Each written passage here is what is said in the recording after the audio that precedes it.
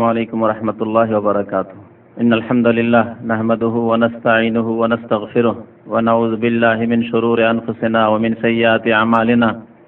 من يهده الله فلا مضل له ومن يضلله فلا هادي له. وأشهد أن لا إله إلا الله وحده لا شريك له وأشهد أن محمدا عبده ورسوله صلى الله تعالى عليه وعلى آله وصحبه وسلم تسليما كثيرا. أما بعد، أعوذ بالله من الشيطان الرجيم. بسم الله الرحمن الرحيم.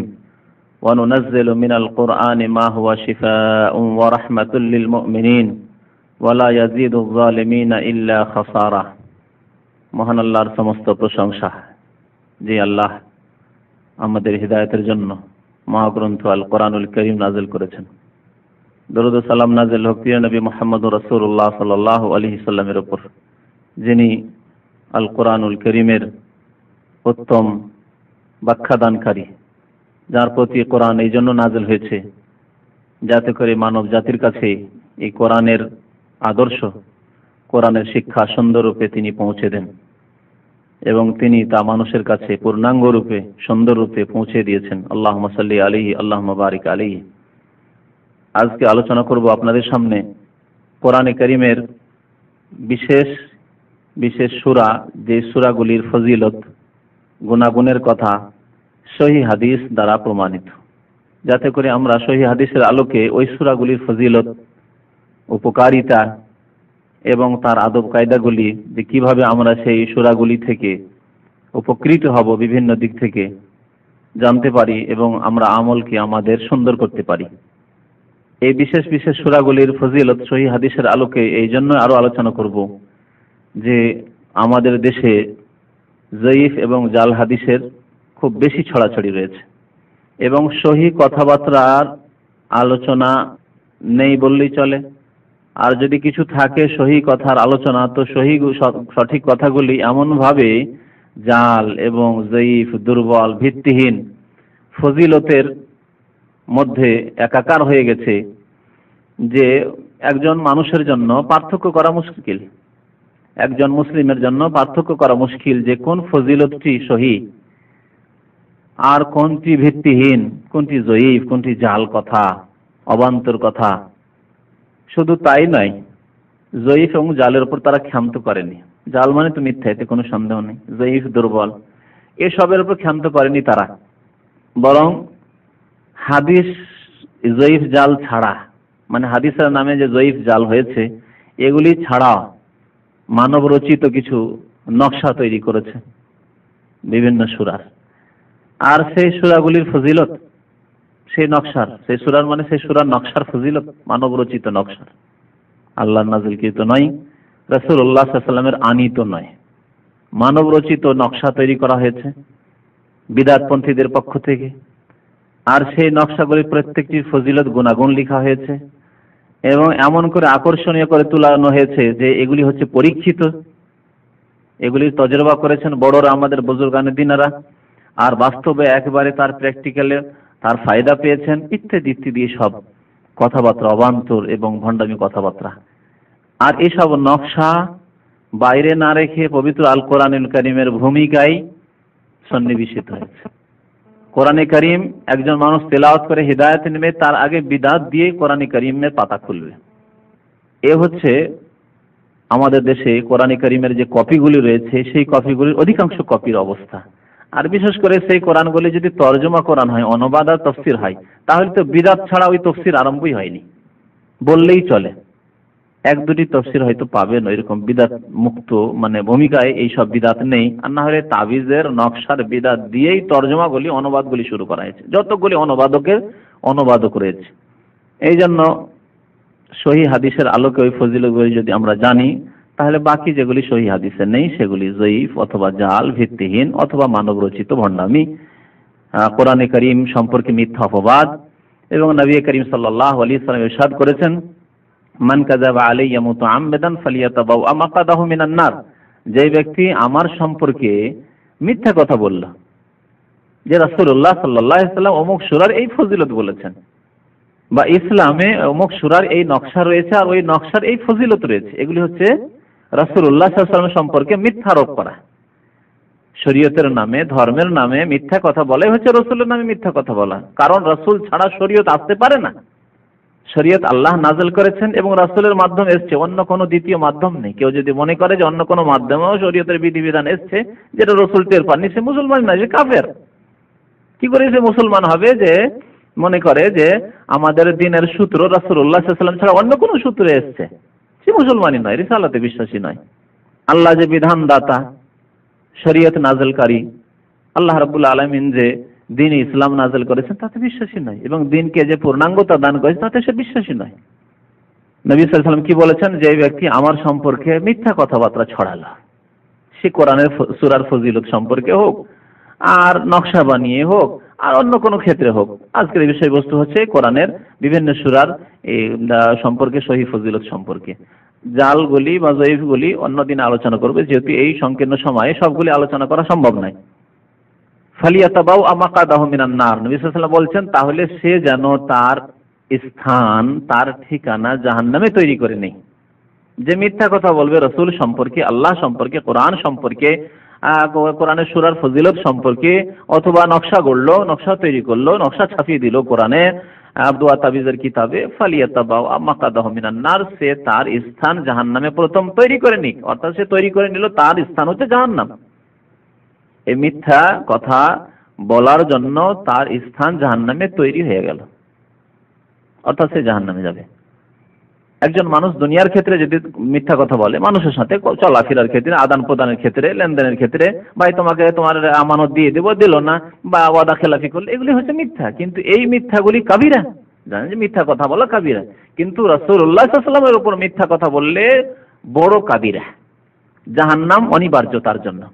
কারণ যখন নবীর নামে, ইসলামের নামে, ধর্মের নামে, দ্বীনের নামে, কোরআনের নামে, কোরআনের সূরার ফজিলতের নামে মিথ্যা কথা যখন বলা হলো, তখন সেটি শরীয়তের অন্তর্ভুক্ত হয়ে গেল, শরীয়তের কিছু অংশ হিসাবে সেগুলো বিবেচিত হতে লাগলো। মানুষ মনে করতে লাগলো এগুলো হচ্ছে শরীয়ত, এগুলো হচ্ছে ধর্মীয় ব্যাপার, এগুলো হচ্ছে ধর্মীয় কথা। অথচ ধর্ম নয়, দ্বীন নয়, শরীয়ত নয়, ইসলাম নয়, রাসূলের কথা নয়, রাসূলুল্লাহ সাল্লাল্লাহু আলাইহি ওয়াসাল্লামের আদর্শ নয়। এই জন্য নবী সাল্লাল্লাহু আলাইহি ওয়াসাল্লাম বলেছেন তার স্থান হচ্ছে জাহান্নাম। যে দ্বীন সম্পর্কে, রাসূল সম্পর্কে, কোরআন সম্পর্কে, ইসলামের বিধিবিধান, শরীয়ত সম্পর্কে মিথ্যা কথা বলবে, তার ঠিকানা জাহান্নাম। আল্লাহ রাব্বুল আলামিন কোরআনে কারীমের ফজিলত রেখেছেন। সূরা বনী ইসরাঈল, সূরাতুল ইসরাঈ, মহান আল্লাহ ইরশাদ করেছেন, ওয়া নুনাজ্জিলু মিনাল কোরআনি মা হুয়া শিফা, আমি কোরআন নাযিল করেছি যাতে রয়েছে আরোগ্যতা, শিফা, আরোগ্যতা রয়েছে। আরোগ্যতা বললে মানুষ আজকাল আমরা এমন দুনিয়ামুখী যে আরোগ্যতা বললেই ভাবি যে আমাদের দেহে দৈহিক রোগের শুধু আরোগ্যতা রয়েছে। না, এই কথা তো আল্লাহ বলেননি। হ্যাঁ, আল্লাহ কি বলেছেন? শিফাউন লিল বাদান, তোমাদের দেহের আরোগ্যতা রয়েছে বা দৈহিক রোগের আরোগ্যতা রয়েছে, নাই কথা। শুধু আল্লাহ শিফা বলেছেন, নাকিরা মানে অনির্দিষ্ট। অনির্দিষ্ট যখন আরোগ্যতা বলা হয়েছে, তাহলে যত রকমের আরোগ্যতা হতে পারে সবগুলিকে শামিল। আর মানুষ সবচেয়ে বেশি রোগাক্রান্ত তার অন্তর, আর আসল রোগ হচ্ছে অন্তরের রোগ, মারাদুল কুলুব।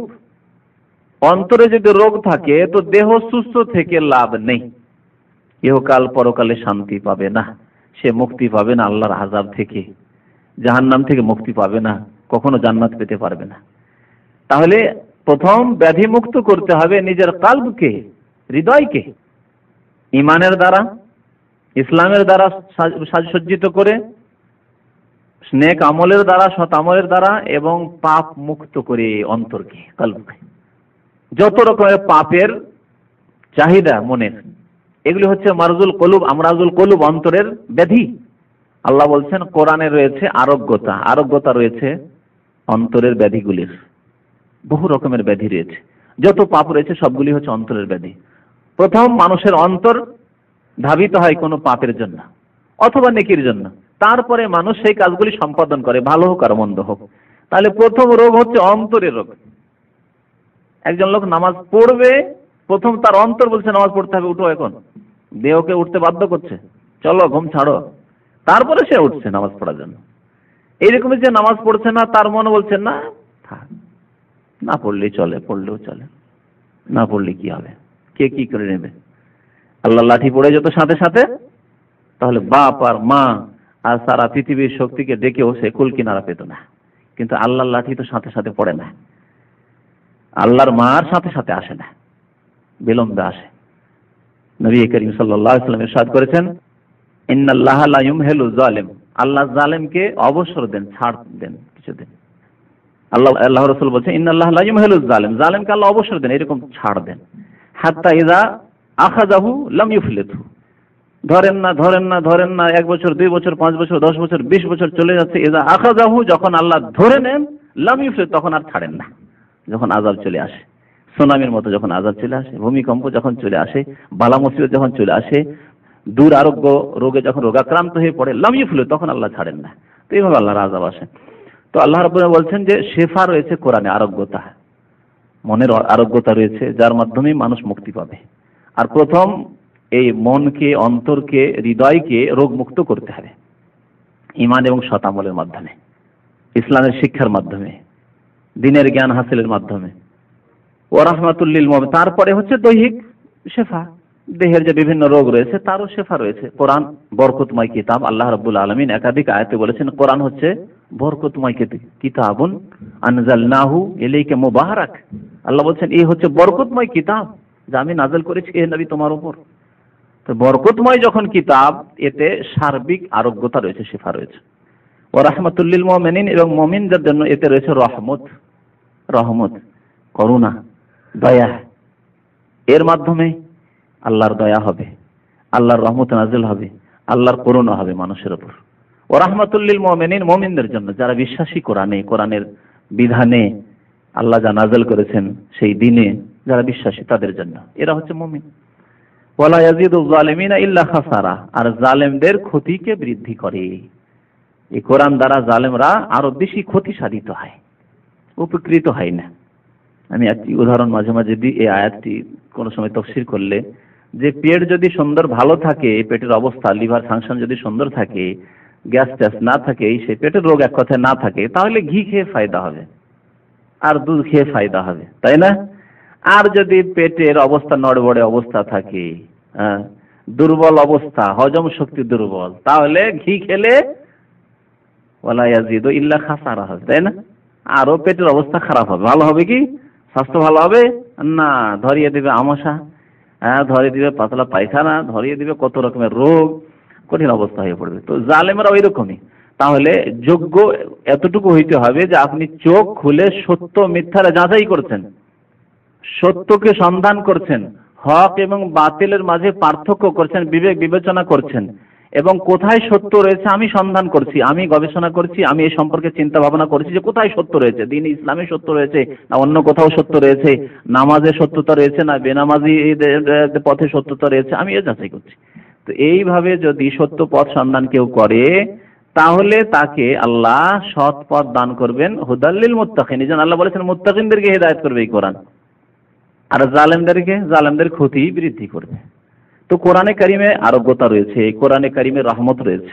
আমাদের বিষয়ের সাথে যে সম্পর্ক, এই দুটি কথা, কোরআনে রয়েছে শেফা আরোগ্যতা, কোরআনে রয়েছে রহমত, কথাগুলি ব্যাপক। এই রহমতের কথাই নবী করিম সাল্লাল্লাহু আলাইহি ওয়াসাল্লাম বিভিন্ন হাদিসে বলেছেন, বিভিন্ন সূরার ফজিলত সম্পর্কে। এই ফজিলতগুলি আপনাদের শোনাই সহিহ হাদিসের আলোকে। সহিহ হাদিসে সূরা ফাতিহার ফজিলত সম্পর্কে বেশ কিছু হাদিস রয়েছে। নবী করিম সাল্লাল্লাহু আলাইহি ওয়াসাল্লাম একটি হাদিসে সূরাতুল ফাতিহাতে শিফাউ মিন কুল্লি দা, সূরা ফাতিহা প্রত্যেক রোগের চিকিৎসা, শিফা, তাতে রয়েছে আরোগ্যতা।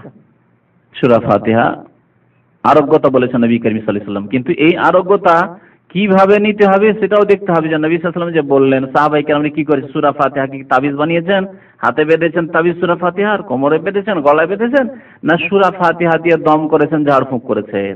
এই ক্ষেত্রে সহিহ হাদিসে কোথাও পাবেন না যে তাবিজ করেছেন। সুতরাং তাবিজ করার পথটি হচ্ছে ভ্রান্ত পথ। সঠিক পথ হচ্ছে যে নবী সাল্লাল্লাহু আলাইহি ওয়াসাল্লাম এই হাদিস শুনিয়েছেন, সাহাবারা যে ব্যাখ্যাটি বুঝেছেন এবং তার বাস্তবায়ন করেছেন, সেটি হচ্ছে ঝাড়ফুঁক করা।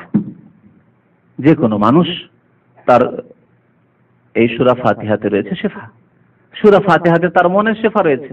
অন্তর থেকে সূরা ফাতিহার তাফসীর পড়ে যদি সে চিন্তা করে আল্লাহর প্রশংসার কথা, আল্লাহর কুদরতের কথা, আল্লাহ যে একক মালিক, মালিক কিয়ামতের দিন বিচার দিবসের মালিক, একমাত্র আল্লাহ, তোমারই ইবাদত করি, সমস্ত সাহায্য তোমার কাছে চাই, আর কারো কাছে সাহায্য চাই না, তাহলে সে কি আর মুশরিক হইতে পারে? সে কি আর কাফের হইতে পারে? তাহলে মনের আরোগ্যতা, হৃদয়ের রোগের আরোগ্যতাও সূরা ফাতিহাতে রয়েছে, আর দৈহিক রোগের আরোগ্যতাও রয়েছে যেমন নবী করিম সাল্লাল্লাহু আলাইহি ওয়াসাল্লাম এবং সাহাবায়ে কেরামরা বুঝেছেন।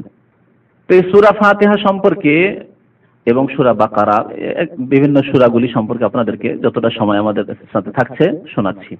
সূরা ফাতিহা সম্পর্কে নবী সাল্লাল্লাহু আলাইহি ওয়াসাল্লাম বলছেন, আবশির বিনুরাইন, সুসংবাদ নাও। নবী সাল্লাল্লাহু আলাইহি ওয়াসাল্লামকে জিবরাইল জানাচ্ছেন, সুসংবাদ নাও দুটি নূরের। নূর মানে কি? দুইটি আলোর। উতিতহুমা, সাহাবায়ে কেরামদেরকে নবী সাল্লাল্লাহু আলাইহি ওয়াসাল্লাম বলছেন, যা আমাকে দেওয়া হয়েছে, দুইটি আলো দেওয়া হয়েছে, নূর দেওয়া হয়েছে, যার তোমরা আমার কাছ থেকে সুসংবাদ নিয়ে লাম ইউতাহুমা নাবিয়্যুন ক্বাবলি, আমার পূর্বে কোন নবীকে দেওয়া হয়নি, আমার পূর্বে এই দুইটি নূর আর কাউকে দেওয়া হয়নি। ফাতিহাতুল কিতাব ও খাওয়াতিমুস সূরাতুল বাকারা। প্রথম হচ্ছে ফাতিহাতুল কিতাব। সূরা ফাতিহার একটি নাম হচ্ছে ফাতিহাতুল কিতাব। ফাতিহা মানে আরম্ভ, তাহলে আল কিতাব অর্থাৎ আল কোরআনুল কারীমের কি আরম্ভ, যা দিয়ে আরম্ভ হয়েছে কোরআনে কারীম, সূরা ফাতিহা দিয়ে। তাহলে কোরআনে কারীম সূরা ফাতিহার একটি নাম হচ্ছে ফাতিহাতুল কিতাব। এজন্য হাদিসে রয়েছে লা সালাতা লিমান লাম ইয়াকরা বিফাতিহাতিল কিতাব, যে ব্যক্তি ফাতিহাতুল কিতাব পড়ে না, অর্থাৎ কোরআনে কারীম যে সূরা দিয়ে আরম্ভ হয়েছে সেই সূরা যে পাঠ করে না, তার লা সালাত নামাজ হয় না। অথচ আমাদের দেশের অধিকাংশ মানুষ গোঁড়া মজাবপন্থী অন্ধ এত হয়ে চলাফেরা করে যে সহি জয়ীফের যাচাই বাছাই করতে চায় না, সে গতানুগতিক চলতে আছে, বিনা সূরা ফাতিহাই বসে আছে, চুপচাপ বসে আছে, সূরা ফাতিহা না পড়ে নামাজ পড়বে। যা আদেশ হয়েছে তা করবে না, আর যার আদেশ নেই মানে ইক্তাদাইতু বিহাযাল ইমাম, মুক্তাদি বলবে, আর ইমাম সাহেব বলে আনা ইমামুল লিমান হাযারা ওয়া লাম ইয়াযুর, যেগুলি নেই সেগুলি করবে। দেখছেন কি অবস্থা? আর এটি হচ্ছে বিদাতির অবস্থা। বিদাতির ওপর আল্লাহর এই অভিশাপ যে যখনই সুন্নাত ছাড়তে লাগে, যখন রাসূলের তরিকা ছাড়তে লাগে, তখন অনেক নতুন নতুন কাজ করতে লাগে, যেগুলি নেই সেগুলি করবে, আর যা আছে তা করবে না। এটি যে বিদাতির স্বভাব, বিদাতির স্বভাব। রাসূলের তরিকা ছেড়ে দেবে সেই ব্যক্তি তখন এদিক সেদিক ছোটাছুটি করবে, আর কোথাও সঠিক জিনিস পাবে না। আল্লাহ রাসূল বলেছেন ফাতিহাতুল কিতাব, এখানে তাহলে ফাতিহাতুল কিতাব বলা হলো। আরো হাদিস রয়েছে সূরা ফাতিহার অনেক নামের মধ্যে 14টি নামের কথা তাফসীরকারগণ উল্লেখ করেছেন। একটি নাম হচ্ছে উম্মুল কোরআন, কোরআনের মূল। উম্মুন মানে মাও হয়, আর উম্মুন মানে মূল হয়। মাই হচ্ছে মূল, ছেলে মেয়েদের জন্মের মূল হচ্ছে মা, তার পেট থেকে জন্মেছে, এই জন্য বলা হয়। মানে আসল হয়, মূল। তো নবী সাল্লাল্লাহু আলাইহি ওয়াসাল্লাম বলেছেন লা সালাতা ইল্লা বিউম্মিল কোরআন, উম্মুল কোরআন ছাড়া নামাজ হয় না। বিভিন্ন রকম ভাবে এই সূরা ফাতিহা সম্পর্কে হাদিসে কত তাকিদ রয়েছে যে নামাজ একজন মুসলিমের সর্বপ্রথম ইবাদত, যে ইবাদতটি সূরা ফাতিহা না পড়লে হয় না। তাহলে এর দ্বারা বোঝা যায় যে সূরা ফাতিহার কত গুরুত্ব আর কত ফজিলত, যে সূরা ফাতিহা না পড়লে আপনার নামাজ হলো না। নবী সাল্লাল্লাহু আলাইহি ওয়াসাল্লাম বলছেন যে এই সূরা ফাতিহাটি কি? তাহলে নূর, একটি নূর। দ্বিতীয় নূর কি? ওয়া খাওয়াতিমুস সূরাতিল বাকারা, সূরা বাকারার শেষ অংশটুকু। খাওয়াতিম মানে শেষ অংশ। শেষ অংশ কতটুকু? 2টি আয়াত। কারণ আরেকটি হাদিসে রয়েছে নবী করিম সাল্লাল্লাহু আলাইহি ওয়াসাল্লাম বলেছেন মান কারাআ আয়াতাইনি মিন আখির সূরাতিল বাকারা ফি লাইলাতিন কাফাতাহু, সহিহ বুখারীর হাদিস। কোন ব্যক্তি যদি সূরা বাকারার শেষ 2 আয়াত, আয়াতাইনি 2টি আয়াত, মিন আখির সূরাতিল বাকারা, সূরা বাকারার শেষ দিক থেকে, অর্থাৎ 285 286 নম্বর আয়াত, এই 2টি আয়াত যদি কেউ পাঠ করে কোন রাত্রে, তাহলে কাফাতাহু, তার জন্য এই 2টি আয়াত যথেষ্ট। এই 2টি আয়াত তার জন্য যথেষ্ট, নবী সাল্লাল্লাহু আলাইহি ওয়াসাল্লাম বলছেন। নবী সাল্লাল্লাহু আলাইহি ওয়াসাল্লাম কথা অত্যন্ত ব্যাপক হইতো। যথেষ্ট কোন ক্ষেত্রে যথেষ্ট? এখন ভাষ্যকারগণ হাদিসের ভাষ্য করা শুরু করেছেন। কি ক্ষেত্রে আল্লাহ রাসূল যথেষ্ট বললেন? কোন কোন ভাষ্যকারগণ বললেন যদি কেউ তাহাজ্জুদ গুজার হয় আর সেই রাত্রে আমানা রাসূল থেকে ফানসুরনা আলাল কওমিল কাফিরিন পর্যন্ত পড়ে ঘুমিয়ে গেল, আর ভাগ্য চক্রে তার ঘুম ভাঙলো না, ফজর হয়ে গেল, তাহলে তার তাহাজ্জুদের জন্য যথেষ্ট হয়ে গেল, অর্থাৎ তাহাজ্জুদের সওয়াব পেয়ে গেল। এই এক ব্যাখ্যা, এই একটি ব্যাখ্যা, এটিও সঠিক, কারণ এর বিরোধী কিছু নেই, সুতরাং ব্যাখ্যা সঠিক। আবার কিছু কিছু ভাষ্যকারগণ বলেছেন যে না, আরেকটি ব্যাখ্যা সুন্দর, তা হচ্ছে কি? কাফাত, তার জন্য যথেষ্ট, তার নিরাপত্তার জন্য, তার নিরাপদ হেফাজতে থাকার জন্য, শয়তান থেকে, মানুষ শয়তান, জিন শয়তান, ইবলিশ শয়তানের চলা, সমস্ত থেকে অনিষ্ট, সমস্ত রকম অনিষ্ট, এইরকমই বিভিন্ন যেগুলি কষ্টদায়ক জিনিস একজন মানুষের জন্য, সেসব জিনিসের অনিষ্ট থেকে নিরাপদ থাকার জন্য কাফাতাহু, তার জন্য যথেষ্ট।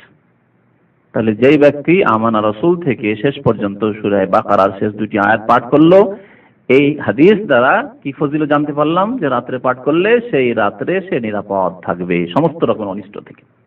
নবী সাল্লাল্লাহু আলাইহি ওয়াসাল্লাম তাহলে দ্বিতীয় নূর বললেন সূরা বাকারার শেষ দুইটি আয়াতকে। লান তাকরা বিহারফিন মিনহুমা, এখানে বলছেন তুমি যে কোনো অক্ষর পাঠ করবে এই সূরা ফাতিহা এবং সূরা বাকারার শেষ অংশটুকু, ইল্লা উতিতাহু, তোমাকে তা দেওয়া হবে। তোমাকে তা দেওয়া হবে কেন বললেন নবী সাল্লাল্লাহু আলাইহি ওয়াসাল্লাম? কারণ এতে রয়েছে দোয়া রয়েছে।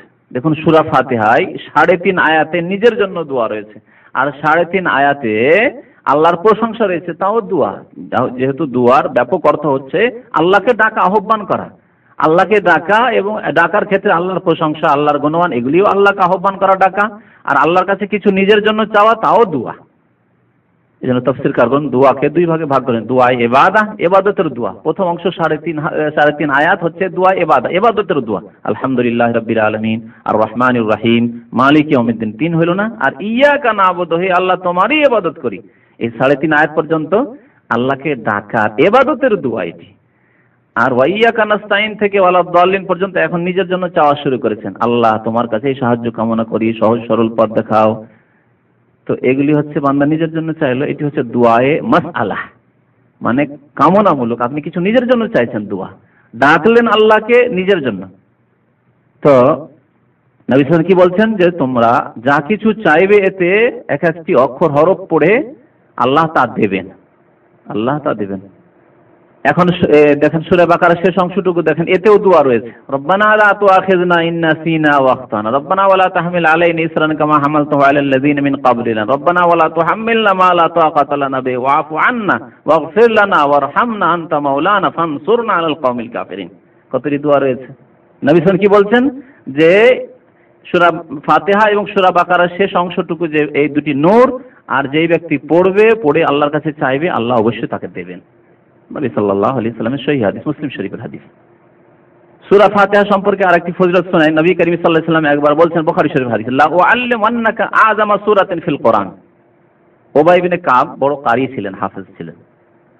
এই উবাই ইবনে কাব রাদিয়াল্লাহু তাআলা আনহুকে নবী সাল্লাল্লাহু আলাইহি ওয়াসাল্লাম বলছেন, লা উআল্লিমান্নাকা আযামা সূরাতিন ফিল কোরআন, কোরআনের সবচাইতে মহান আয়াতটি তোমাকে শোনাবো, বা সূরা, মহান সূরাটি তোমাকে, আযামা সূরা, মহান সূরা তোমাকে শোনাবো। সেটি কি? আলহামদুলিল্লাহি রাব্বিল আলামিন দিয়ে শুরু করলেন নবী সাল্লাল্লাহু আলাইহি ওয়াসাল্লাম, ওয়ালা দাল্লিন পর্যন্ত। হিয়া সাবউল মাসানি, এর একটি নাম হচ্ছে আস-সাবউল মাসানি, 7টি আয়াত বিশিষ্ট, 7। আর মাসানি মানে যেগুলি বারবার রিপিট করানো হয়। তো সূরা ফাতিহাকে মাসানি কি জন্য বলা হলো? এই জন্য যে একজন মুসলিম নামাজ পড়লে বারবার প্রত্যেক রাকাতে তাকে তার পুনরাবৃত্তি করতে হয়, বারবার তাকে তিলাওয়াত করতে হয়, এজন্য এর নাম মাসানি। আল কোরআন আল আজিম, আর এর আরেক অপর নাম হচ্ছে সূরা ফাতিহার আল কোরআনুল আজিম, মহান কোরআন। কোরআনে আজিম একটু অংশকে আল্লাহ কোরআনুল আজিম বলেছে। আল্লাযী উতীতুহু, যা আমাকে দান করা হয়েছে, এ হচ্ছে আযামা সূরা, মহান সূরা। কোরআনে কারীম হচ্ছে আকারের দিক দিয়ে তো ছোট, সূরা বাকারা সবচেয়ে বড়, কিন্তু ফজিলতের দিক দিয়ে, মর্যাদার দিক দিয়ে, ফায়দার দিক দিয়ে আযামা সূরা ফিল কোরআন, কোরআনের মহান সূরা। এই সূরা ফাতিহার ফজিলত সম্পর্কে বুখারী শরীফে একটি বড় হাদিস রয়েছে যে একবার সাহাবায়ে কেরামরা কোন একটি সফর থেকে আসছিলেন, 30 জন সাহাবা ছিলেন, সেই বুখারীতে রয়েছে riwayat। আর কোন একটি এলাকা দিয়ে অতিক্রম করছিলেন, বেদুইন এলাকা, যেখানে কিছু লোকেরা বসবাস করত। এই বেদুইনদের যে সরদার, নেতা, সাইয়্যিদ তারা বলতো, এবং গোত্রীয় নেতৃত্ব সেই জামানায় ছিল, এরকম রাষ্ট্র ছিল না তখন, গোত্রীয় নেতৃত্ব, কাবিলার নেতৃত্ব দিচ্ছে, কাবিলার বংশের যে নেতা মাথা। যেমন গ্রাম অঞ্চলে এখন ওই রকম রয়েছে যে গ্রামের একজন মাতাবর আছে, সবকিছু সেই করছে হয়তো, যদিও সেখানে হয়তো রাষ্ট্র ব্যবস্থা আছে, তারপরেও গ্রামে অনেক নেতৃত্ব এরকম চলে, গ্রাম্য নেতৃত্ব। তো জাহিলিয়াতের যুগে এরকম নেতৃত্ব ছিল, বংশীয় নেতৃত্ব।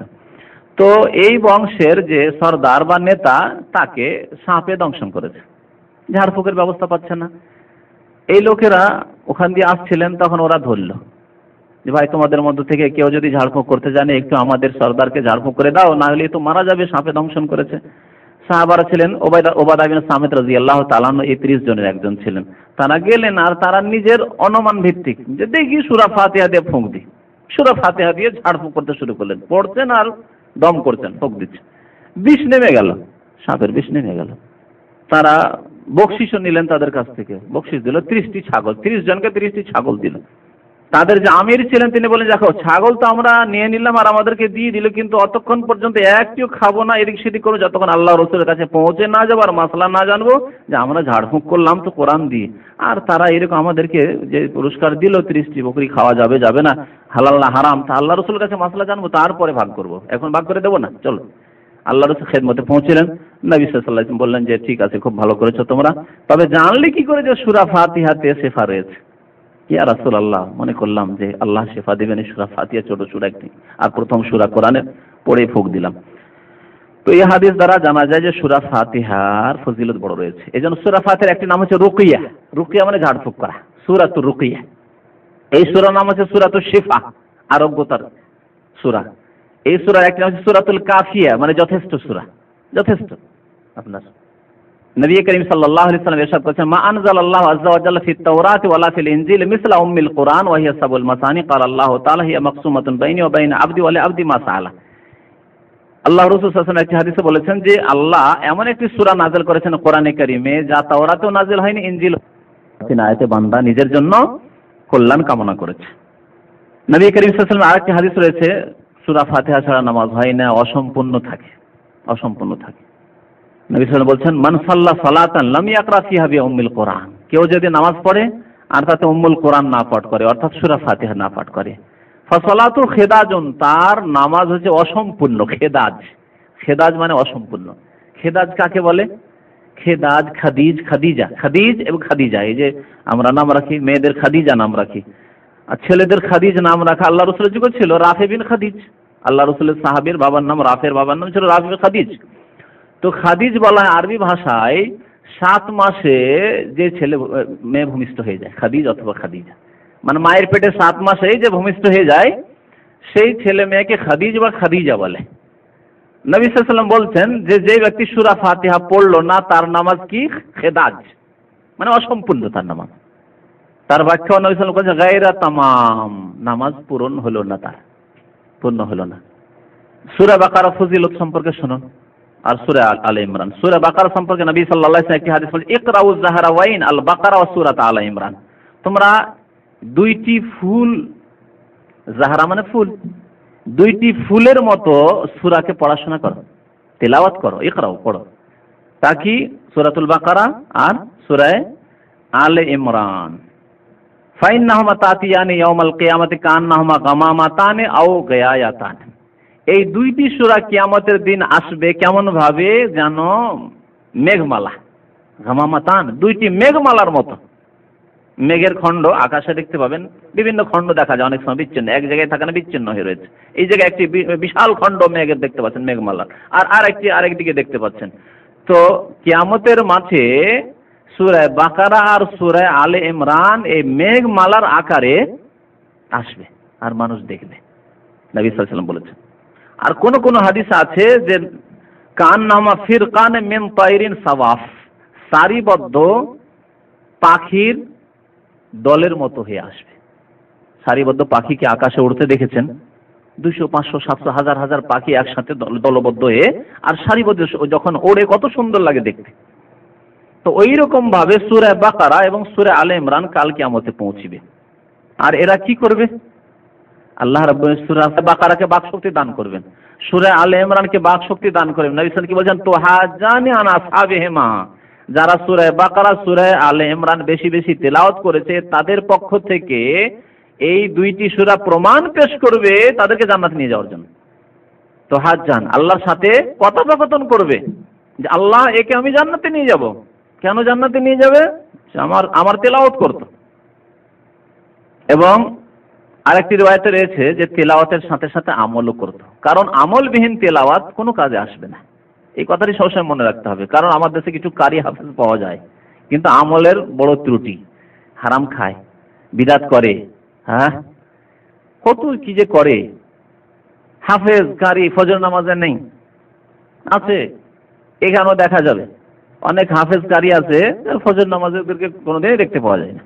আশেপাশে বসবাস করে, যদি মসজিদে চাকরি করে তাহলে তো ঠিক আছে, মসজিদে চাকরি করলে ঠিক আছে। আর মসজিদ ছাড়া বাইরে চাকরি করলে ভালো করে দেখবেন কিছু লোকের বড় ত্রুটি রয়েছে, অথচ কোরআনের হাফেজ হয়েছে।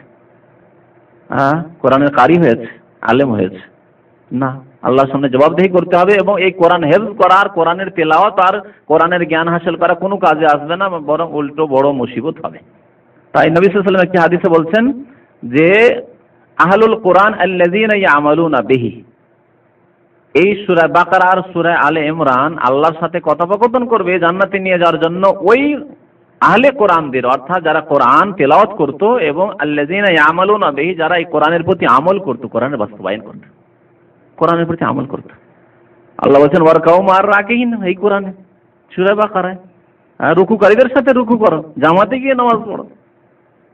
সূরা বাকারা সম্পর্কে নবী সাল্লাল্লাহু আলাইহি ওয়াসাল্লাম আরেকটি হাদিসে বলেছেন ইকরাউ সূরাতাল বাকারা, তোমরা সূরা বাকারা পাঠ করো, ফাইন্না আখযাহা বারাকাহ, কারণ সূরা ফাতিহা গ্রহণ করা অর্থাৎ তেলাওয়াত করা, এবং তেলাওয়াতের সাথে সাথে তাফসীরও পড়ার চেষ্টা করেন, কারণ শুধু তেলাওয়াত করছেন আর কিছু অর্থ বুঝতে পারছেন না, তাহলে পুরোপুরি উপকৃত হচ্ছেন না। এজন্য একজন মানুষের সময়কে ভাগ করা উচিত, কখনো শুধু তেলাওয়াত করুক, ঠিক আছে, আর কখনো কখনো তেলাওয়াতের সাথে সাথে একটি পৃষ্ঠা তেলাওয়াত করুন, ওর সাথে তরজমা এবং তাফসীরটি পড়ুন, যাতে করে আল্লাহর বাণীতে আমাকে আপনাকে কি অ্যাড্রেস করা হয়েছে, কি সম্বোধন করা হয়েছে, আল্লাহ কি বলতে চেয়েছেন, আমার জন্য কি করণীয় কি বর্জনীয়, যাতে বুঝতে পারেন। এই ক্ষেত্রে কিছু বাড়াবাড়িও রয়েছে মানুষের আমাদের দেশে। কিছু লোকেরা মনে করে শুধু তেলাওয়াত যথেষ্ট, শুধু তেলাওয়াত যথেষ্ট, আর তেলাওয়াতের জন্য মনে হয় কোরআন নাযিল হয়েছে। না, তবে তেলাওয়াত ইবাদত। কোরআনের একটি অত্যন্ত বড় বৈশিষ্ট্য হচ্ছে যে কোরআনের তেলাওয়াতই ইবাদত, প্রত্যেক অক্ষরে অক্ষরে 10 নেকি। কিন্তু তেলাওয়াতের সাথে সাথে তা বোঝার চেষ্টা করতে হবে, যেহেতু আল্লাহ কোরআনে সম্বোধন করেছেন। সাহাবায়ে কেরামরা বলছেন যখন কোরআনের কোনো আয়াত নবী সাল্লাল্লাহু আলাইহি ওয়াসাল্লাম পাঠ করতেন তখন আমরা সজাগ হয়ে যেতাম, কানকে খাড়া করে দিতাম, কান খাড়া করে দিতাম। কি জন্য? যে আমরা এই চেতনা নিয়ে কানকে সজাগ করে দিতাম যে হয় কোনো আদেশ আসছে যা আমাদের করণীয় করতে হবে, তা আমাকে শুনতে হবে, অথবা নিষেধাজ্ঞা আসছে যা বর্জনীয় আমাকে বর্জন করতে হবে, সুতরাং কান খাড়া করে শুনতে হবে। এই ছিল সালাফে সালেহ সাহাবায়ে কেরামদের আদর্শ। আর অর্থ যদি না বুঝেন, শুধু তিলাওয়াত করেন, তাহলে কোথায় কান সজাগ করলেন আর কোথায় বুঝলেন যে আল্লাহ কি আদেশ করছেন কি নিষেধ করছেন। সুতরাং মাঝে মাঝে তাফসীরও পড়তে হবে কোরআনের। নবী সাল্লাল্লাহু আলাইহি ওয়াসাল্লাম বলছেন যে কোরআনের সূরা বাকারা তোমরা পাঠ করো, কারণ তা তেলাওয়াত করা বরকত, ওয়া তারকু হাসারা, এবং তা ছেড়ে দেওয়া হচ্ছে আক্ষেপের বিষয়, ওয়ালা তাস্তাতিউ আল বাতালা, এবং জাদুকর যদি কেউ সূরা বাকারা নিয়মিত তেলাওয়াত করে তার উপর জাদু করতে পারবে না। বাতালা তাফসীর করা হয়েছে as-সাহারা, সাহের। জাদুকর যদি জাদু করে তাহলে জাদুর তাসির হবে না, জাদুর প্রতিক্রিয়া এফেক্ট হবে না ওই ব্যক্তির উপর যে ব্যক্তি নিয়মিত সূরা বাকারা তেলাওয়াত করে। মুসলিম শরীফের হাদিস। নবী সাল্লাল্লাহু আলাইহি ওয়াসাল্লাম আরো বলেছেন লা তাজালু বুয়ুতাকুম মাকাবিরা, সূরা বাকারা ফজিলত সম্পর্কে, তোমাদের বাড়িগুলিকে কবরস্থানে পরিণত করিও না, কবরস্থানে পরিণত করে দিও না। কেন? কবরস্থানে কি হয়? কবরস্থানে কি হয়? তাহলে কোরআন তেলাওয়াত হয় না। আর এক শ্রেণীর বিদাতীরা কবরস্থানে বসে তেলাওয়াত করে। কিছু কিছু এলাকা রয়েছে ভারত উপমহাদেশ, ইন্ডিয়া, বাংলাদেশ, পাকিস্তানে, যে ওরা কোরআন খানি করার ক্ষেত্রে এত আগে বিদাত করার ক্ষেত্রে যে বাড়িতে বসে মোল্লাদেরকে নিয়ে নয়। আমাদের দেশে যেমন খুব প্রসিদ্ধ যে 40 করা, অথবা 7 দিনে 10 দিনে, অথবা দিন না ধরে কোরআন খানি করে জান্নাতে বক্সাইতে হবে আর জান্নাত পাঠাইতে হবে মৃতকে, তাই না? এই এক বিদাত তো আছেই। কিন্তু এর চাইতে বড় বিদাত হলো যে যখন দাফন কাফন হয়ে গেল তারপরে কবরের চারিদিকে কোরআন নিয়ে বসে গেল মোল্লারা। বেশ কিছু এলাকায় আছে এই বিদাত। আর কয়েকদিন ধরে কোরআন পড়া চলতে থাকবে, কোরআন তেলাওয়াত চলতে থাকবে কবরের কাছে। নবী সাল্লাল্লাহু আলাইহি ওয়াসাল্লাম কি বলছেন যে তোমাদের বাড়িগুলো কবরস্থানে পরিণত করিও না, কবরস্থানে পরিণত করিও না। তারপরে কি বলছেন, কি অর্থে কি সেন্সে তিনি বলছেন কবরস্থানে পরিণত করিও না? ফাইন্না শায়তানা ইয়ানফিরু মিনাল বাইত আল্লাযী ইউকরা ফীহি সূরাতুল বাকারা, কারণ শয়তান সেই বাড়িতে থাকতেই পারে না, পলায়ন করে যেই বাড়িতে সূরা বাকারার তেলাওয়াত হয়। সুতরাং তোমরা বাড়িতে যদি কোরআন তেলাওয়াত না করো তাহলে কেমন হয়ে যাবে? বাড়িগুলি কবরস্থানের মতো হয়ে যাবে। কবরস্থানে যেমন তেলাওয়াত হয় না, নিষিদ্ধ, ঠিক তেমনি বাড়িতেও তোমরা তেলাওয়াত করছো না, তাহলে কবরস্থানের মতো করে দিলে তোমরা। বুঝতে পারলেন তো? তাহলে এই হাদিস দ্বারা আমরা বিভিন্ন দিক জানতে পারলাম। এক তো জানতে পারলাম যে সূরা বাকারার ফজিলত, তার সাথে জানতে পারলাম যে বাড়িতে বেশি বেশি সূরা বাকারা তেলাওয়াত করা উচিত, তার সাথে জানতে পারলাম কি যে কবরস্থান কোরআন তেলাওয়াতের জায়গা নয়। কবরস্থান কোরআন তেলাওয়াতের জায়গা নয় যে কবরের কাছে গিয়ে বসে যাবে আর কোরআন তেলাওয়াত। আর এই কবর সাধারণ মানুষের কবর হোক আর পীরের কবর হোক, তাহলে ওই যে মোজাবের গদ্দিনাসিনরা নিয়ে বসে আছে, মাজার নিয়ে বসে আছে, আর কোরআন নিয়ে বসে আছে, আর লোকজনকে দেখাচ্ছে যারা ওরসে আসছে আর মাজার ভক্ত যারা ওই বিদাতিরা আসছে তাদেরকে দেখাচ্ছে যে আমরা এই আল্লাহর জন্য ফানাফিল লাগিয়েছি, দেখো না সবসময় কোরআন নিয়ে এই মাজার শরীফে বসে আছি, তখন কেউ দান খায়রাত করছে, হ্যাঁ নজর নিয়াজ করছে। এই যে পেটের ব্যবসা, এই মাজার কবর তো আর কোরআন পড়ার স্থান নাই, কোরআন তেলাওয়াতের জায়গা নাই, কোরআন তেলাওয়াতের জায়গা মসজিদ আর না হয় বাড়ি। সূরা বাকারা, সূরা আলে ইমরান আর সূরা ফাতিহার ফজিলত সম্পর্কে জানতে পারলাম। সূরা আলে ইমরানের ফজিলত বললাম যে কাল কিয়ামতে এই করবে, বান্দার পক্ষ থেকে আল্লাহর সাথে কথোপকথন করবে এবং হুজ্জত পেশ করবে, প্রমাণ পেশ করবে যে আমার তেলাওয়াত করেছে। এখন শোনায় সূরা কাহাফের ফজিলত। সূরা কাহাফের বিশেষ ফজিলত সহিহ হাদিস রয়েছে। সূরা কাহাফ সম্পর্কে নবী সাল্লাল্লাহু আলাইহি ওয়াসাল্লামের হাদিস রয়েছে, মান হাফিজা 10 আয়াত মিন আউয়ালি সূরাতিল কাহাফ, যে ব্যক্তি সূরা কাহাফের প্রথম দিক থেকে 10টি আয়াত মুখস্থ করবে। আর কোন কোন রিওয়ায়াতে আছে যে মিন আখির সূরাতিল কাহাফ, সূরা কাহাফের শেষ দিক থেকে মুখস্থ করবে। তাহলে সূরা কাহাফের 10টি আয়াত মুখস্থ করার কথা নবী সাল্লাল্লাহু আলাইহি ওয়াসাল্লাম বলেছেন, প্রথম দিক থেকে অথবা শেষ দিক থেকে। শেষ দিক থেকে যদি মুখস্থ করেন তো 10টি আয়াত, আফাহাসিবাল্লাযিনা কাফারু আন ইয়াত্তাখিযু ইবাদি শেষ পর্যন্ত। আর সূরা কাহাফ জানা আছে আলহামদুলিল্লাহিল্লাযী আনজালা আলা আবদিহিল কিতাব ওয়া লাম ইয়াজআল লাহু ইওয়াজা। এই সূরা কাহাফের ফজিলত সম্পর্কে আরো বেশ কিছু হাদিস রয়েছে। নবী সাল্লাল্লাহু আলাইহি ওয়াসাল্লাম এই হাদিসে কি বলেছেন, উসিমা মিন ফিতনাতিদ দাজ্জাল, যে ব্যক্তি 10টি আয়াত মুখস্থ রাখলো সূরা কাহাফের, সেই ব্যক্তি দাজ্জালের ফিতনা থেকে নিরাপদ থাকবে। দাজ্জাল তাকে বিভ্রান্ত করতে পারবে না। দাজ্জালের জামানা যদি পেয়েও যায়, চলে আসলো দাজ্জাল, আর অসংখ্য মানুষ দাজ্জালের অনুসারী হয়ে কাফের হয়ে যাবে, জাহান্নামে চলে যাবে। দাজ্জালের জান্নাত পাওয়া মানে সে জাহান্নামে চলে গেল, দাজ্জালের অনুসারী হয়ে গেল, সে কাফের মুরতাদ হয়ে গেল, যেহেতু দাজ্জাল নিজেকে আল্লাহ বলে, এলাহ বলে দাবি করবে। এই দাজ্জালের ফিতনা থেকে বেঁচে থাকতে পারবে। যে দাজ্জালের ফিতনা থেকে বাঁচার জন্য নবী সাল্লাল্লাহু আলাইহি ওয়াসাল্লাম প্রত্যেক নামাজে শেষ তাশাহুদে দরুদ শরীফের পরে দোয়া শিখেছেন। 4টি জিনিস থেকে আল্লাহর আশ্রয় কামনার, আল্লাহুম্মা ইন্নী আউযু বিকা মিন আযাবিল কবরি ওয়া মিন আযাবি জাহান্নাম ওয়া মিন ফিতনাতিল মাহিয়া ওয়াল মামাত ওয়া মিন ফিতনাতিল মাসীহিদ দাজ্জাল। এই দাজ্জালের ফিতনা থেকে নিয়মিত নবী করিম সাল্লাল্লাহু আলাইহি ওয়াসাল্লাম পানা চেয়েছেন এবং সাহাবায়ে কেরামদেরকে বড় তাগিদের সাথে শিখিয়েছেন। এই তো দাজ্জালের ফিতনা থেকে মাহফুজ, নিরাপদ থাকবে যে ব্যক্তি সূরা কাহাফের প্রথম 10টি আয়াত মুখস্থ রাখবে। সূরা কাহাফের আরেকটি ফজিলত রয়েছে, জুমার দিন পড়া, এর উপর আমল করবে। আবু সাঈদ খুদরি রাদিয়াল্লাহু তাআলা আনহু বলছেন, মান কারা সূরাতাল কাহফি ইয়াউমাল জুমআহ, জুমার দিনে যে ব্যক্তি সূরা কাহাফ তিলাওয়াত করবে, আদা লাহু মিনান নূরি ফিমা বাইনাহু ওয়া বাইনাল বাইতিল আতীক, তার জন্য নূরকে আলোকিত করে দেওয়া হবে তার এবং প্রাচীনতম ঘর কাবা শরীফ পর্যন্ত। আল্লাহ যতই দূরে থাকে না কেন সেই কাবা শরীফ থেকে আল্লাহ তার জন্য বিশাল নূর কাল কিয়ামতে দান করবেন। যদি তার থেকে শুরু করে মক্কা মুকাররমা পর্যন্ত এই নূরের দূরত্ব পৌঁছিবে, বিশাল নূর এক কথায় দান করবেন।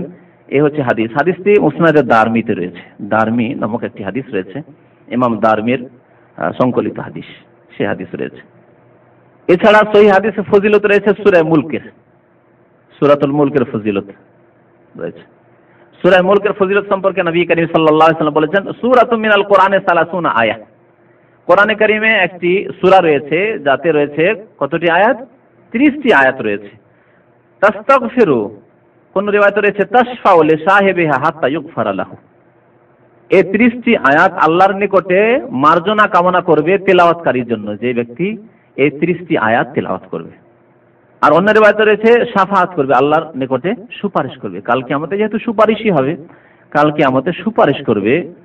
সেই আয়াতগুলি হচ্ছে তাবারাকাল্লাযী বিয়াদিহিল মুলকু ওয়া হুয়া আলা কুল্লি শাইইন কাদির থেকে শুরু করে শেষ সূরা পর্যন্ত, এই সূরা শেষ পর্যন্ত, অর্থাৎ সূরা আল মুলক। তো সূরাতুল মুলকের একটি ফজিলত জানতে পারলাম যে আমাদের জন্য এই সূরা মুলক শাফাআত করবে কাল কিয়ামতে, বা আমাদের জন্য ইস্তিগফার করবে, আল্লাহর নিকট মার্জনা কামনা করবে। আল্লাহ রাব্বুল আলামিনের তাসবিহ করে সারা পৃথিবীর যে কোনো জিনিস, আল্লাহকে ডাকে সারা পৃথিবীর যে কোনো জিনিস। তারপর আল্লাহ রাব্বুল আলামিন যেমন মানুষের বাকশক্তি রয়েছে, বাকশক্তি ছিনিয়ে নিতে পারেন। আমার মতোই মানুষ, একজনকে আল্লাহ বাকশক্তি দিয়েছে, আরেকজনকে বাকশক্তি দেননি, বাকশক্তি ছিনিয়ে নিয়েছেন। তেমনি আল্লাহ রাব্বুল আলামিন যে কোনো জিনিসে বাকশক্তি দিতে পারেন। কাল কিয়ামতে বাকশক্তি দিবেন অনেক জিনিসকে, যে সম্পর্কে কোরআন এবং হাদিসে দলিল রয়েছে। সূরা ইয়াসিনে রয়েছে, আল্লাহ রাব্বুল আলামিন আমাদের প্রত্যেকের হাতে বাকশক্তি দিয়ে দিবেন। আল ইয়াওমা নাখতিমু আলা আফওয়াহিহিম ওয়া তুকাল্লিমুনা আইদিহিম ওয়া তাশহাদু আরজুলুহুম, আজকে আমি তাদের মুখে কি করব? মোহর লাগিয়ে দিব। এই মুখে মোহর লাগিয়ে দেওয়া, বাক শক্তি খুলবে না, মুখে কথা বলতে পারবেন না। এ মুখে মিথ্যা বলে বলে, হারাম কথা বলে বলে, অন্যায় কথা বলে বলে যে পাপ করেছে সেজন্য মুখকে আল্লাহ বন্ধ করে দেবেন। এই মুখ দিয়ে সাক্ষী আল্লাহ নেবেন না।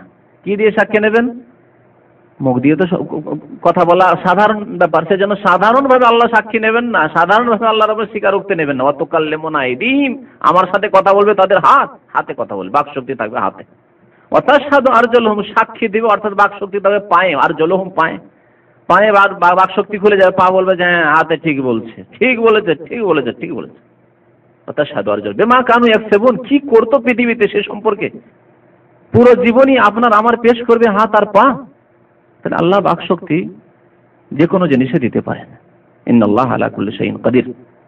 আল্লাহ সূরাতুল মুলকে বাক শক্তি দিবেন, শাফাআত করবে সূরা মুলক, অথবা আল্লাহর কাছে ইস্তিগফার করবে আমাদের জন্য যারা তেলাওয়াত করবে এই সূরা মুলকে। সূরা মুলকের আরেকটি ফজিলত রয়েছে সহিহ হাদিসে, তা হচ্ছে কবরের আযাব থেকে মুক্তির উপায় হচ্ছে বেশি বেশি সূরাতুল মুলকের তেলাওয়াত। নবী সাল্লাল্লাহু আলাইহি ওয়াসাল্লাম বলেছেন, আব্দুল্লাহ বিন মাসউদ রাদিয়াল্লাহু তাআলা বলেছেন, সূরাতুল মুলক হিয়াল মানিয়াতু মিন আযাবিল কবর। সূরা মুলক কবরের আযাব থেকে রক্ষাকারী, কবর আযাব থেকে রক্ষাকারী। মান কারাআহা কুল্লা লাইলা, যেই ব্যক্তি প্রত্যেক রাত্রে নিয়মিত সূরা মুলক পাঠ করে, ফাকাদ আকসারা ওয়া আতিয়াব, সেই ব্যক্তি অত্যন্ত ভালো কাজ করলো এবং অধিক পরিমাণে সে তেলাওয়াত করলো, মানে তার জন্য যথেষ্ট যে কবর আযাব থেকে সে মুক্ত থাকবে। তাহলে আমরা যদি নিয়মিত সূরা মুলক তেলাওয়াত করতে পারি, নবী করিম সাল্লাল্লাহু আলাইহি ওয়াসাল্লামের নিয়ম ছিল একাধিক সূরা পাঠ করা, তার মধ্যে সূরা মুলক পাঠ করে ঘুমান, বাচ্চাদেরকে শেখান। এই কথাগুলি ছোট না মনে করে, ভুলে না গিয়ে, গাফেল না থেকে নিজে অভ্যস্ত হন, নিজে তেলাওয়াত করা শুরু করেন। আপনার পাশে ছোট ছোট বাচ্চারা শুয়ে থাকবে, তারা শুনে শুনে শুনে তাদের মুখস্থ হয়ে যাবে, কারণ তাদের স্মৃতি শক্তি আপনার চাইতে অনেক বেশি। দুনিয়ার ঝামেলা তাদের মাথায় মগজে ঢুকেনি, সুতরাং তাদের মেমোরি যে একবারে খালি রয়েছে, খালি জেহেন খালি। আর খালি জায়গাতে জিনিসপত্র রাখতে খুব সহজ, তাই না?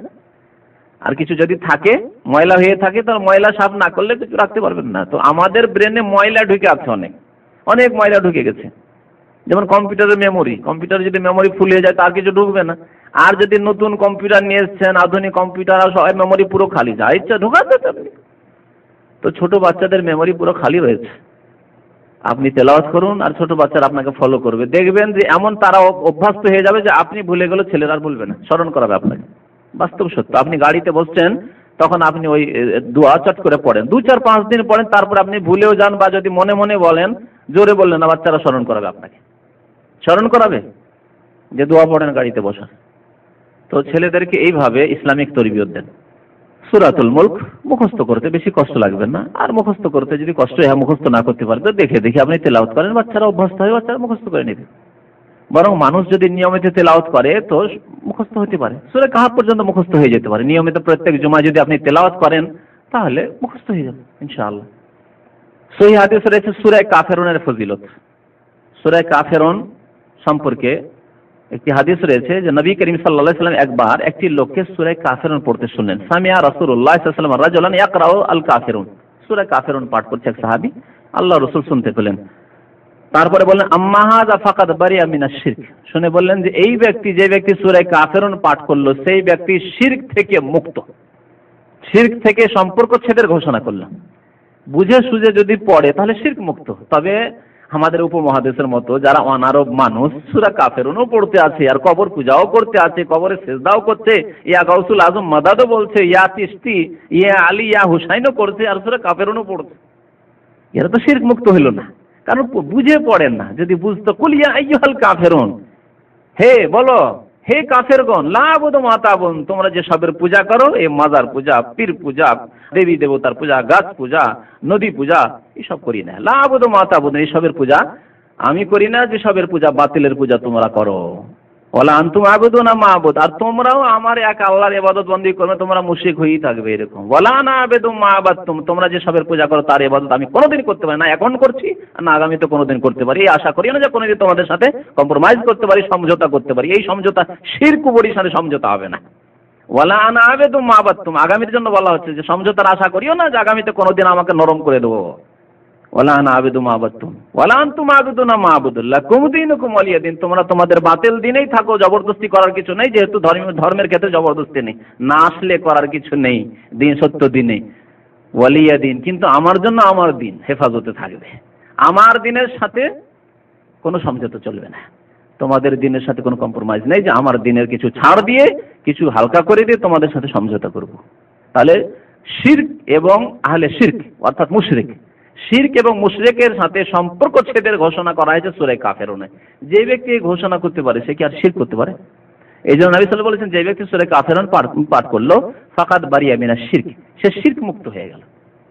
এই জন্য নবী সাল্লাল্লাহু আলাইহি ওয়াসাল্লাম বিভিন্ন নামাজগুলিতে, বিশেষ করে যে নামাজগুলি মানুষ ঘুমের পর, ঘুম ভাঙলেই প্রথম নামাজটি শুরু করে, ঘুম ভাঙলো এখন আবার অঙ্গীকার করেন, আপনার অঙ্গীকারকে নতুন করে রিপিট করেন যে হ্যাঁ আমি শিরক থেকে সম্পর্ক ছেদের ঘোষণা করছি, তাই না? এই জন্য ফজরের সুন্নত, যখনই ঘুম ভাঙলো আজান হয়েছে ফজরে, উঠলেন, সুন্নতে কি পড়তে হবে? প্রথম সূরা কাফিরুন, তারপরে সূরা ইখলাস। আর এই দুই সূরাই হচ্ছে তাওহীদের, আল্লাহর একত্ববাদের ঘোষণা সূরা, আর শিরক থেকে সম্পর্ক ছেদের ঘোষণা সূরা, তাওহীদের ঘোষণা সূরা।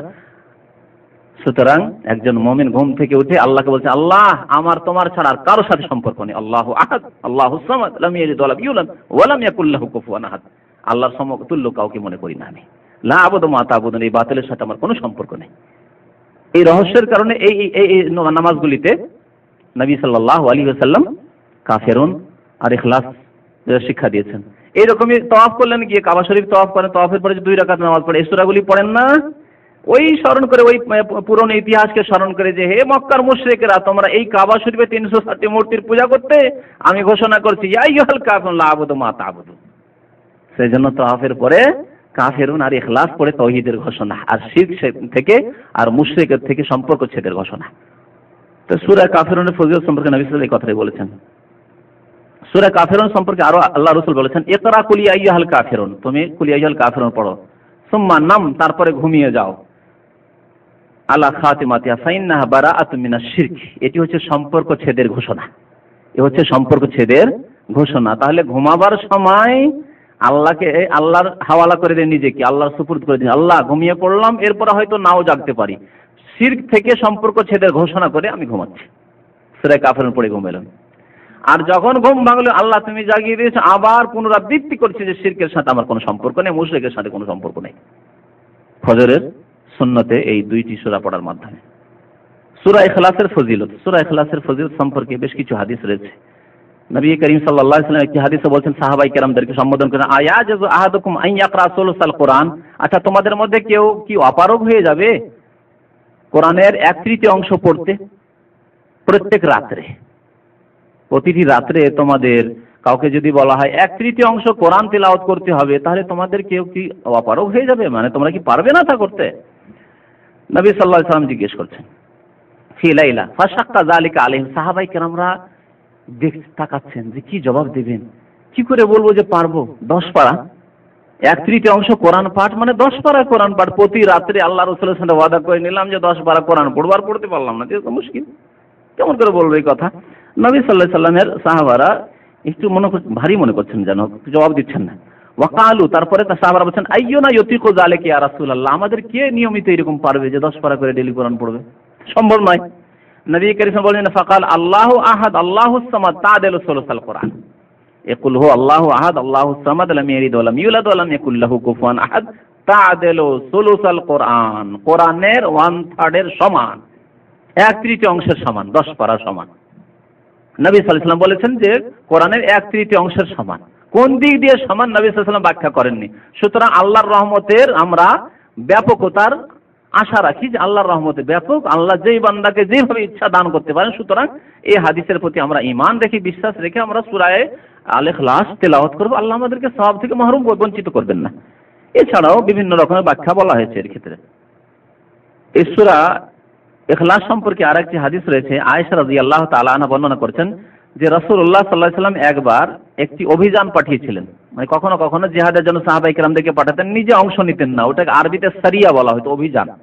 আর যখন নবী সাল্লাল্লাহু আলাইহি ওয়াসাল্লাম স্বয়ং অংশ নিতেন, ওকে গাজওয়া মানে লড়াই বলা হতো, জিহাদের লড়াই। তো এই 2 রকম ভাবে জিহাদ হতো সাহাবায়ে কেরামদের জামানায়। সারিয়া অর্থাৎ অভিযান পাঠিয়েছেন। ওয়া কানা ইয়াকরা লি আসহাবিহি ফি সালাতিহিম, একজন সাহাবীকে আমির বানিয়েছিলেন ওই অভিযানের, তিনি নামাজ পড়তেন, ইমামত করতেন, যে কোনো সূরা পড়তেন, সূরা ফাতিহা, তারপর একটি সূরা, তারপরে শেষখানে কুল আল্লাহ পড়তেন, প্রত্যেক রাকাতে কুল আল্লাহ পড়তেন তিনি। ফায়াখতামু বিকুল হুয়াল্লাহু আহাদ ফালাম্মা রাজাউ যুকিরা যালিকা লিন নবী সাল্লাল্লাহু আলাইহি ওয়াসাল্লাম, তারা ফিরলেন, তাদেরকে একটু নতুন নতুন লাগলো, কিন্তু যেহেতু আমির, তো আমিরের আনুগত্য করতে হবে, আমিরের আনুগত্য করতে হবে, ইসলাম আনুগত্য করা ফরজ। তারা আনুগত্য করে নামাজ পড়ে এসেছেন, তার পিছনে কোনো দ্বন্দ্ব করেননি, মাসলা জানা নেই। আল্লাহ রসুলের কাছে আসার পরে বললেন যে ইয়া রাসূলুল্লাহ, আমাদের যে আমির সাহেব ছিল প্রত্যেক ওয়াক্তে নামাজ পড়েন তো সূরা ফাতিহার পরে একটি সূরা, সূরা কুরাইশ, তারপরে কুল আল্লাহ, সূরা ফাতিহার পরে আরেকটি সূরা, তারপরে কুল আল্লাহ, এরকম করে তিনি আমাদেরকে নামাজ পড়িয়েছেন। নবী করিম সাল্লাল্লাহু আলাইহি সাল্লাম বললেন ফাকালা সালুহু, তাকে জিজ্ঞেস করো, লিআইয়ি শাইইন ইয়াসনা, এই কাজটি কেন করেছে, কি উদ্দেশ্যে সে এই প্রত্যেক রাকাতে সূরা ইখলাস, কুল আল্লাহু আহাদ কেন সে পাঠ করেছে। ফাসালুহু, লোকেরা জিজ্ঞেস করলো যে আচ্ছা আপনি এইভাবে আমাদেরকে নামাজ পড়ালেন ডেইলি কেন এরকম প্রতি রাকাতে সূরা ইখলাস।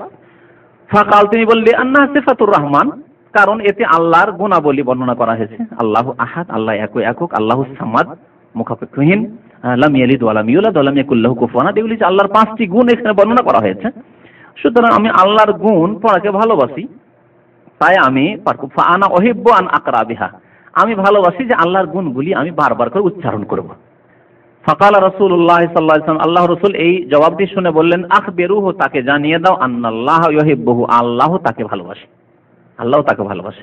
যখন সে আল্লাহর গুণাবলীকে ভালোবাসে, আলোচনা করা, তিলাওয়াত করা, পাঠ করা, তখন আল্লাহ সেই ব্যক্তিকে ভালোবাসে। তাহলে কি জানতে পারলাম যে বেশি বেশি সূরা ইখলাস পাঠ করলে আল্লাহর ভালোবাসা পাওয়া যাবে।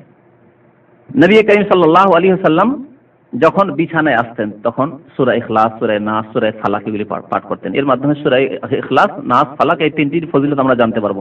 মা আয়েশা রাদিয়াল্লাহু তাআলা আনহা বলছেন কানা রাসূলুল্লাহ সাল্লাল্লাহু আলাইহি ওয়াসাল্লাম আওয়া ইলা ফিরাশি, যখন বিছানায় আসতেন প্রত্যেক রাত্রে কি করতেন, জামা কাফাইহি, দুই হাতকে একত্রিত করতেন এইভাবে, দুই হাতকে, এটি হচ্ছে সুন্নতি নিয়ম। সুম্মা নাফাসা ফিহিমা, তারপরে ফুঁক দিতেন, ওই সূরাগুলি পড়ে সূরা ইখলাস, কুল আল্লাহু আহাদ, সূরা ফালাক, সূরা নাস, এই তিনটি সূরা পড়ে ফুঁক দিতেন। আর এই ফুঁকের সাথে এক একটু থুতু আসবে, এটি হচ্ছে সুন্নাত, অল্প কিছু থুতু আসা এটিও সুন্নাত তরিকা। কুল আল্লাহু আহাদ পড়তেন, কুল আউযু বিল ফালাক পড়তেন, কুল আউযু বিন নাস পড়তেন। সুম্মা ইয়ামসাহু বিহিমা মাসতাতা মিন জাসাদিহি, তারপরে এই যে দুই হাতের উপর যে দম করলেন, ফুঁক দিলেন, তারপরে মাথা থেকে আরম্ভ করে যত দূর পর্যন্ত হাত যেত নিচের দিকে নামিয়ে নিয়ে যেতেন হাতকে, এইভাবে হাত ফিরাতেন শরীরে। ইয়াবদাউ বিহিমা আলা রাসি, মাথা থেকে শুরু করতেন, ওয়া ওয়াজহি, মুখমণ্ডল, ওমা আকবালা মিন জাসাদি, সামনের দিকে যখন শেষ হতো তখন পিছন দিকে। ইয়াফআলু যালিকা সালাসা মাররা, 3 বার করে নবী করিম সাল্লাল্লাহু আলাইহি ওয়াসাল্লাম তা করতেন। ফালাম্মা ইশতাকা, শেষে যখন অসুস্থ হয়ে পড়লেন, নবী সাল্লাল্লাহু আলাইহি ওয়াসাল্লাম হাত উঠাতে পারছিলেন না, হাত উঠিয়ে ফুঁক দেবেন আর নিজের শরীরে হাত বুলাবেন, হাত ফিরাবেন, এটি কষ্টকর হচ্ছিল নবী সাল্লাল্লাহু আলাইহি ওয়াসাল্লামের জন্য। কানা ইয়া'মুরুনি আন আফআলা যালিক, তখন মা আয়েশা রাদিয়াল্লাহু তাআলা আনহা বলছেন শেষ জীবনে, মৃত্যু সজ্জায় যখন ইন্তেকালের পূর্ব মুহূর্তে, তখনও নবী সাল্লাল্লাহু আলাইহি ওয়াসাল্লাম কথা বলছেন আমি করতে পারছি না, এক কাজ করো, তোমার হাতে তুমি ফুঁক দাও, আর ফুঁক দেওয়ার পরে এই 3টি সূরা পড়ে ফুঁক দেওয়ার পরে আমার শরীরে তোমার হাতটি বুলিয়ে দাও, হাত ফিরিয়ে দাও। শেষ পর্যন্ত এই আমল করতে থেকেছেন অসুস্থ অবস্থায়। আর আমরা কত রাত আমাদের চলে যাচ্ছে, আমরা এই আমলগুলির কোনো খেয়াল করি না, অনেকে জেনে শুনে খেয়াল করি না, বেখেয়ালিত রয়েছে, আর অনেকে আমরা জানি না। এই আমলগুলি যদি করেন তাহলে আল্লাহ রাব্বুল আলামিন হেফাজতে রাখবেন। কারণ সূরা ইখলাস এ হচ্ছে তাওহীদের সূরা, আল্লাহর একত্ববাদের সূরা, আল্লাহর সিফাত গুণাবলী রয়েছে। সূরা ফালাক এবং নাস এই 2টি সূরাকে বলা হয়েছে মুআউযিজাতাইন, 2টি আশ্রয় কামনার সূরা। সমস্ত রকমের অনিষ্ট থেকে, পৃথিবীতে যেসব জিনিসের অনিষ্ট রয়েছে সমস্ত রকমের অনিষ্ট থেকে আল্লাহর কাছে আশ্রয় কামনার জন্য এই 2টি সূরা আল্লাহ নাযিল করেছেন। নবী করিম সাল্লাল্লাহু আলাইহি ওয়াসাল্লামকে জাদু করেছিল এক ইহুদি, লাবিদ ইবনুল আসাম, তখন আল্লাহ রাব্বুল আলামিন তার আরোগ্যতার জন্য চিকিৎসার জন্য এই 2টি সূরা নাযিল করেছেন মুআউযিজাতাইন। এতে বিভিন্ন জিনিসের অনিষ্ট থেকে পানা চাওয়া হয়েছে, কুল আউযু বিরাব্বিল ফালাক মিন শাররি মা খালাক ওয়া মিন শাররি গাসিকিন ইযা ওয়াকাব ওয়া মিন শাররি নাফাসাতি ফিল উকাদ ওয়া মিন শাররি হাসিদিন ইযা হাসাদ, এইভাবে। সুতরাং এই সূরাগুলি পড়তে যেন আমরা অভ্যস্ত হই। এই ছিল সংক্ষেপে সহিহ হাদিসের আলোকে বিভিন্ন সূরার ফজিলত। আর এগুলি যদি আমরা আমল করি আমাদের জন্য যথেষ্ট, অনেকে যথেষ্ট। আর এই সহিহ কথা বাদ দিয়ে জাল, জয়ীফ আর মিথ্যা কথাবার্তা আর ছড়াছড়ি আর সেগুলোর পিছনে দৌড়াদৌড়ি, এগুলি মোটেই উচিত নয়, বরং বিদাতি তরিকা। আর বিদাতি কাজকর্ম করলে কবুল হবে না, কোনো ফায়দা হবে না। দুনিয়াতে যদি আপনি ধোঁকা খান যে কিছু ফায়দা হচ্ছে, কিন্তু আখেরাতে কিছুই পাবেন না, যেহেতু আপনি বিদাতি হয়েই মারা গেলেন। সুতরাং বিদাতি তরিকা অবলম্বন না করে সুন্নত মোতাবেক এসব আমলগুলি করার চেষ্টা করবেন, এসব আমলগুলিকে স্মরণ রাখবেন। আল্লাহ রাব্বুল আলামিন আমাদেরকে যেন এগুলি স্মরণ রাখার তৌফিক দান করেন। পক্ষান্তরে আপনাদেরকে শুধু দেখানোর জন্য নিয়ে এসেছি, সময় যথেষ্ট হয়ে গেছে। এই যে কোরআনে কারীম দেখেন, নূর বাংলা আরবি কোরআন শরীফ, বাংলা উচ্চারণ, অর্থ ও শানে নজুল সহ বাংলা উচ্চারণ দিয়েছে, কত খায়ের খা হিতাকাঙ্ক্ষী যে উচ্চারণ দিয়ে দিয়েছে। আরবি শিখিয়েন না কেন? উচ্চারণ দিয়ে কি ফায়দা করলেন? আরো ক্ষতি করলেন এই বাঙালি জাতির, ক্ষতি করলেন। এই বাঙালি জাতিতে যেন বাংলা উচ্চারণ করে দেওয়ার কারণে সিংহভাগ বাঙালি ভাষী এরা কোরআন আরবিতে পড়তে পারে না। আর আরবিতে কোরআন না পড়তে পারলে শুদ্ধ কোরআন কোনোদিন উচ্চারণ করা সম্ভব হবে না। আর ভূমিকাতে লিখেছে এই মজার কথাটি, আবার উচ্চারণই যে করছে। আর তারপর বলছে অনেক ওলামা এটাকে নিষেধ করেছেন, আরাম করেছেন, কারণ কোরআন যদি বাংলায় লেখা হয় সেটি শুদ্ধ উচ্চারণ হবে না, আসলে তাজবিদে উচ্চারণ হবে না। ভাই ক আর ক কেমন করে পার্থক্য করবেন আপনি? হ্যাঁ, সিন আর শিন, সদ আর সা, আছে কোনো পার্থক্য? বাংলায় কোনো পার্থক্য করার উপায় নেই যে সায়ে আর সদে আর সিনে আর শিনে পার্থক্য করবেন। তাহলে বাংলায় লিখে কেমন করে উচ্চারণ শুদ্ধ হবে? কখন